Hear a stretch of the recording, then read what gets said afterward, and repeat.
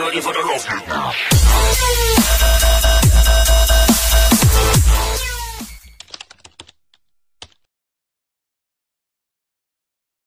Hey guys, Streaming Studios here, and today I have a really exciting tutorial for you.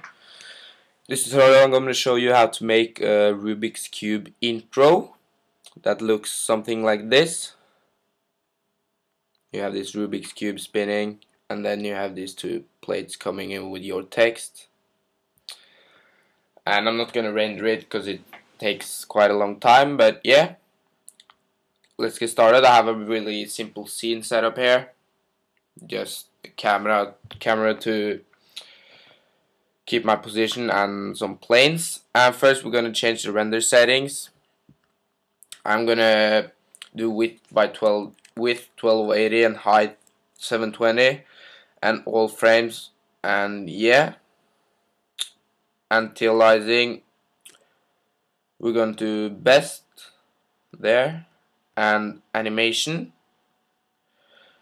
and then we're gonna add some ambient occlusion and some global illumination. And on the global illumination you're gonna set the diffuse depth to 2 and the gamma to 1.8 and the GI mode to IR plus QMC camera animation. So now we are done. We're gonna add a cube, one cube, and on the sides we're gonna do 75 by 75 by 75 centimeters, so you have a little cube there.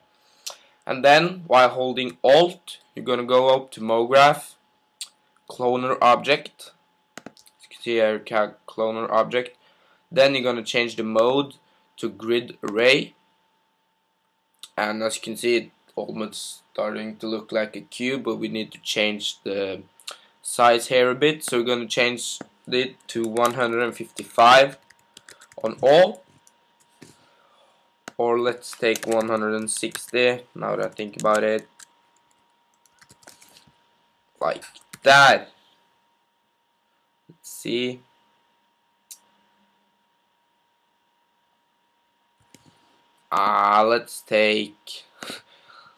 Let's take 157 and keep it that way. So now that you have the cloner object, you're gonna hit C on your keyboard to make it an editable object, or you can click this thing over here where two spheres and some arrows and stuff. So yeah, now we have our cube. So now comes the boring part, to just put a color on all of this.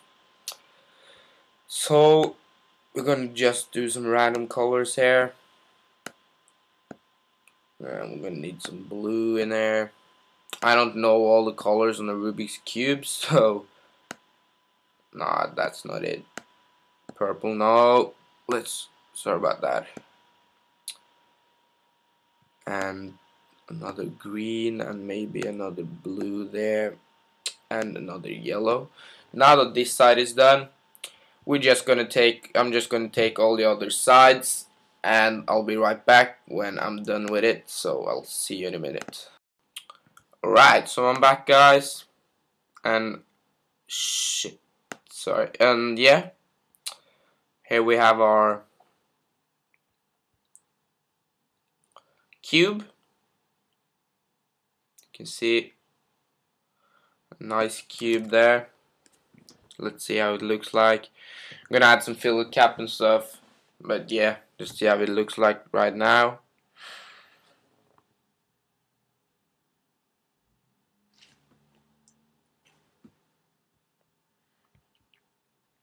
And that looks pretty sweet if you ask me. So now we're gonna add some filler cap. So you're gonna select the first cube and go down to cube 26, and while holding shift you click on cube 26, and then you're gonna check fillet or fillet, and let's see how much fillet radius should we have. 1. How does that look?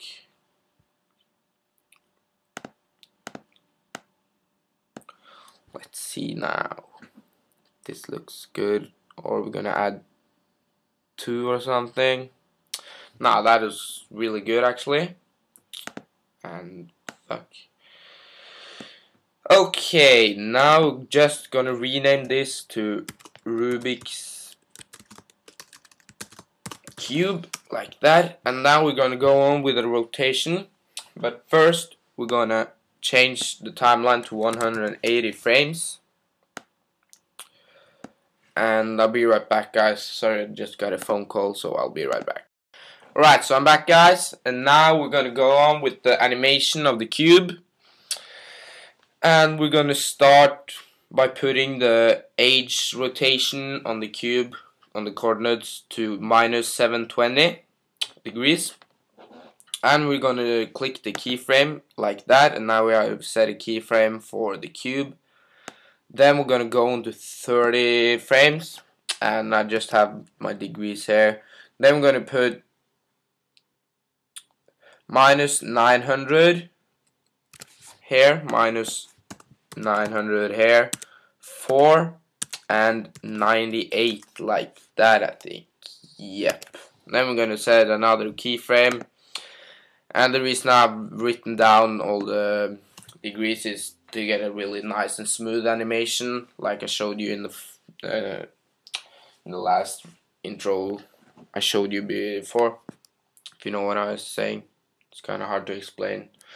But yeah, anyways, now we're gonna do minus 1080 here on the age, minus 1080,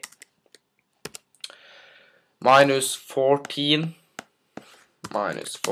like that, and 183, like that. And we're gonna set another keyframe, and then we're gonna go into frame 90, and we're just gonna leave it on minus 1080 and put the P to minus 2 and this to 179. And fuck.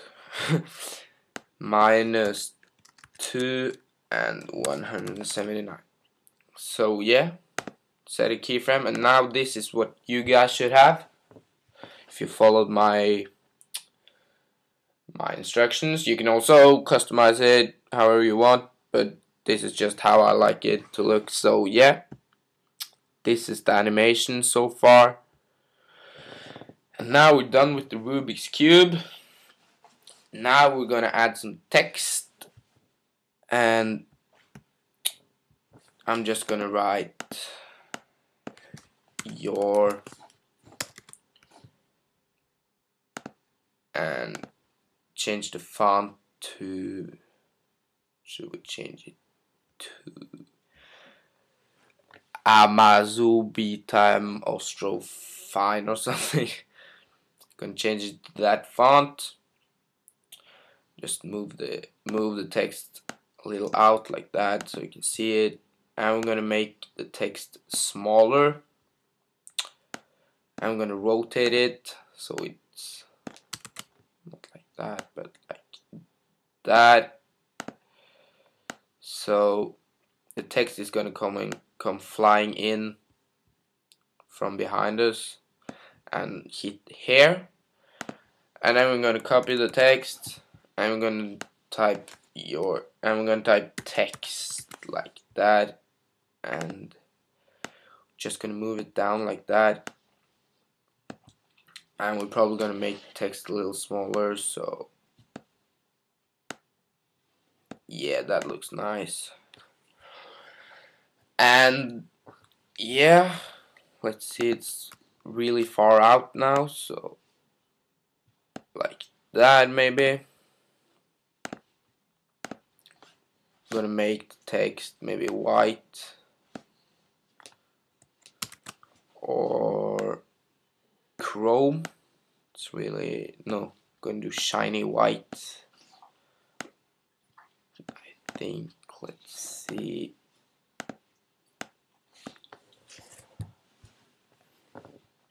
Let's see how this looks. Takes some time to render, but the final outcome looks really good. Promise you that. So now we're gonna take this color. I think will look good. I hope. Nope. Oh man, this takes long.